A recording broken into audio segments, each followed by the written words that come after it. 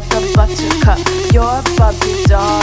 Show them all what I'm made of. Strut down the hall.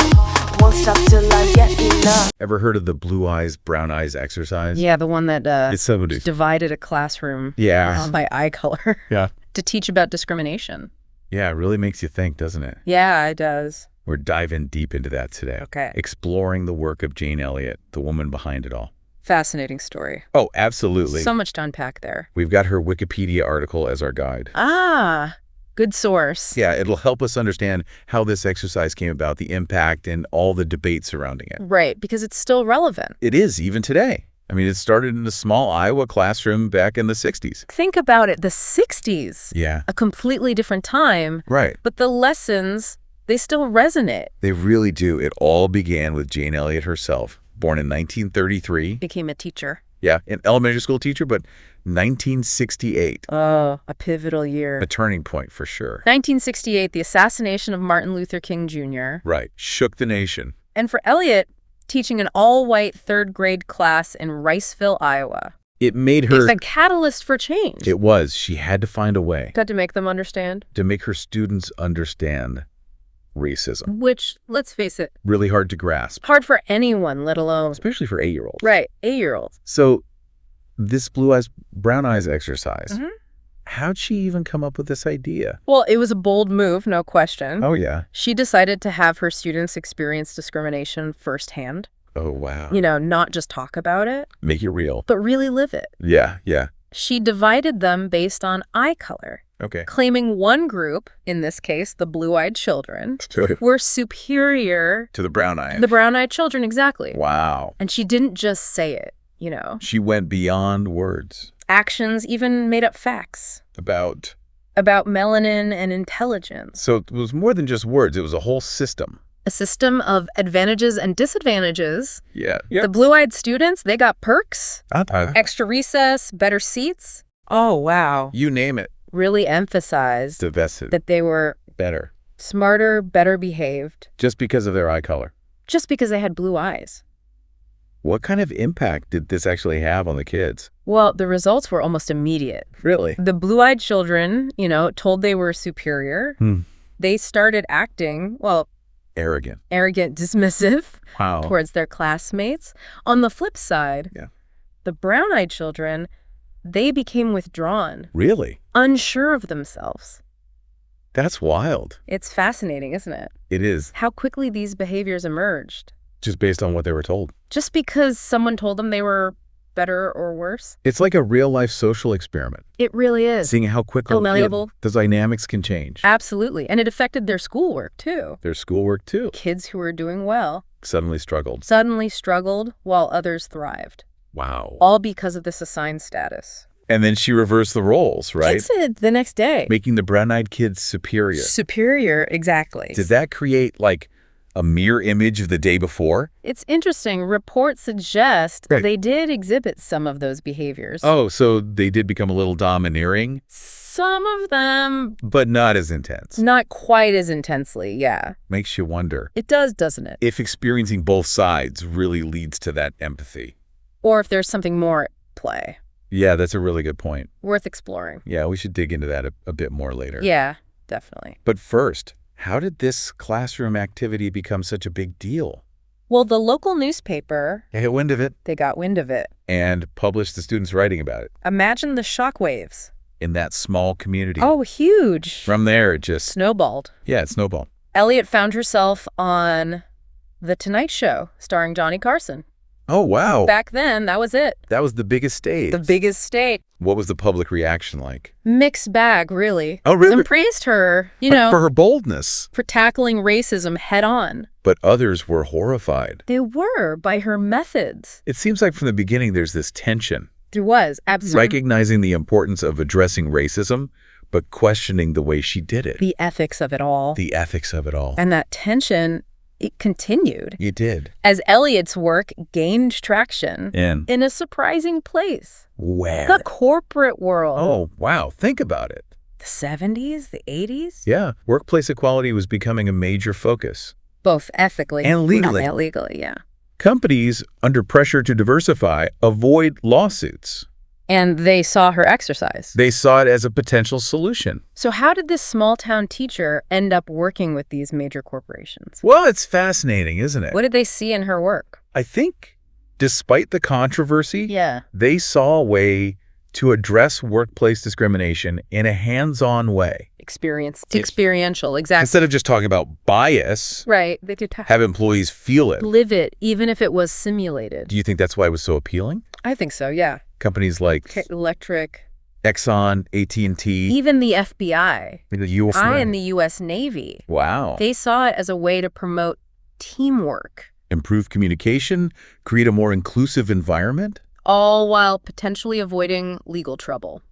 So this woman's experience in a small Iowa classroom influenced workplaces Around the world. around the world. Crazy, right? It is. But like we talked about, This impact. didn't come without ethical dilemmas. Absolutely. And that's what we'll explore next. Okay. Whether this type of training is truly effective. Right. Whether it causes more harm than good. Yeah. And how Elliott's work has shaped the ongoing conversation about diversity and inclusion. Right. We were talking about how Jane Elliott took this classroom experiment and brought it to corporate boardrooms. Yeah, and how companies saw it as a way to deal with discrimination in the workplace. Right. But is it effective? Yeah. And is it ethical? Exactly. Big question. Intentionally creating a hostile environment, even for a short time. It does seem risky. It does. What about the long-term effects? Especially for the people who are actually participating. Yeah. Could it be psychologically damaging? Especially for... For young children, you Yeah. know, they might not. They might not fully grasp Yeah. the complexity of it. And even adults being subjected to that kind of treatment Even in a controlled setting, it can... bring up a lot. A lot of emotions, yeah. Yeah, it's a lot to unpack. It is. What about unintended consequences? Could it actually reinforce stereotypes instead of breaking them down? That's a real concern, especially Especially if it's not done well. if it's not handled sensitively. Yeah. The facilitator has a huge responsibility Yeah, to guide people through it. to create a safe learning environment. And the Wikipedia article, it mentioned some research Yeah, there have been studies. looking into whether Elliott's methods are effective. Mixed results. Some suggest it can help reduce prejudice over time. But the debate continues. So, no clear consensus. No, not really. Yeah. So some studies suggest potential for harm is a real concern. Yeah, that's worrying. And beyond that, does this kind of training actually change behavior long term? Or is it just a temporary... Yeah, just a temporary awareness boost. A fleeting feeling. Yeah, because awareness is great, but It doesn't always lead to action. it's one thing to see a problem, Right. but it's another to do something about it. Absolutely. And some critics argue that while the exercise might make people feel guilty, About their biases? it doesn't give them the tools To actually change. to change their behavior in real life. Yeah, in the real world. Right. And the source material highlights some of those potential pitfalls. Okay, like what? Well, especially in those corporate settings, Okay. some participants have reported feeling frustrated. Oh, so instead of promoting unity It actually created more tension. and division. Yeah, more division. So it sounds like it could backfire. If people feel If they feel blamed blamed or shamed about... without being given a way to move forward. Yeah, like what can I actually do about this? Yeah. It's a delicate balance. It is, but we can't ignore Jane Elliott's influence. her impact on diversity and inclusion has been huge. I mean, she was named Person of the Week. By Peter Jennings on ABC. Wow. And McGraw-Hill Yeah, included her on a timeline of notable educators alongside Confucius Wow, and Maria Montessori. that's impressive. She was even on the BBC's 100 Women list in 2016. So she's recognized globally. She is. Love her or hate her. Her work has made people think Made people think about. issues they might have ignored otherwise. Yeah, but it sounds like Yeah, back in Riceville, back in her hometown. her legacy is a bit more Complicated. Yeah. The article says she's received mixed reactions from former colleagues, community members. What do they say? Some admire her passion, her innovative teaching style, Yeah. but others are still critical of her methods, especially the blue eyes, brown eyes exercise. Some even feel resentment. They do, for the controversy she stirred up. It shows how these issues are so personal. They are deeply personal. Comfortable. And even with the best intentions, You're going to encounter resistance absolutely. because it's hard. Challenging those deeply ingrained beliefs. And biases. It's tough, and not everyone's ready for that. But Jane Elliott, she keeps going. She does. Still a sought-after speaker. And trainer. Pushing people to examine themselves. Not afraid to ruffle some feathers. Not at all.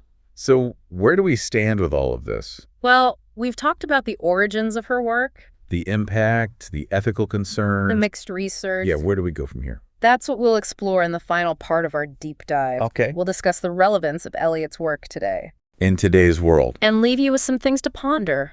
So we've really unpacked Jane Elliott and this blue eyes, brown eyes exercise. From a small classroom to big corporations. And wrestled with. Yeah, with the ethical questions it raises. Yeah. And through it all. It's really shaped the conversation about discrimination. And the challenges of promoting true inclusion. Big time. Even though it was developed decades ago. It's more relevant than ever. Systemic racism, implicit bias. Huge issues. Still no easy answers Nope. on how to address them. But Elliott's work, Yeah. it forced people to confront some uncomfortable truths. About themselves. In society. Yeah, that's powerful. Powerful stuff. But is it enough? That's the question, right? Awareness. It's crucial. But doesn't automatically lead to lasting change. Doesn't mean people will actually change their behavior. So what now? What do we do with this blue eyes, brown eyes exercise? Is there a place for it today? Or is it too risky? Too much potential for harm. It's a tough one. There are valid arguments on both sides. Yeah, for sure. On one hand, it's a really powerful tool. For opening people's eyes. Yeah, to actually feel discrimination. Viscerally, not just intellectually. But on the other hand, it can be. It can be unsettling. Traumatizing, even. Especially depending on how it's done. And who's involved, yeah. It seems like that line between a positive and negative outcome is so thin. It really depends on the facilitator. Yeah. Someone who can navigate all the complexities. Create that safe space. Yeah, safe space for the participants. So they can work through those emotions. Exactly. That also makes me wonder if maybe we should adapt it. Adapt the exercise. Yeah, modify it in some way. How so? I don't know, but is there a way to keep the core message? Without the potential harm. Yeah, without replicating that harm. That's a good question. Maybe focus more on the systemic stuff. The systemic aspects of discrimination. Rather than just individual biases. Or maybe incorporate more interactive activities. To encourage empathy and collaboration. Instead of just focusing on those differences. It's all about finding that balance. Right. Building empathy, understanding. Without resorting to those same power dynamics. The ones that perpetuate discrimination in the first place. Exactly. Like a delicate balance, that's for sure. It is. But ultimately, it all is. A world where exercises like this aren't needed. Where there's true equality. True understanding. But until then, these conversations. These deep dives. As I said. I think you've hit the nail on the head. We have to keep learning, challenging ourselves. Finding ways to move forward. And who knows, maybe this deep dive has sparked something in you, our listener. Maybe you're thinking about your own experiences. Your own biases. And how you can contribute to a more just and equitable world. It's a journey.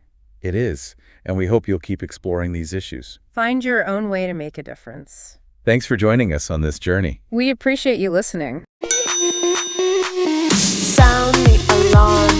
I'm coming up. We'll have a ball.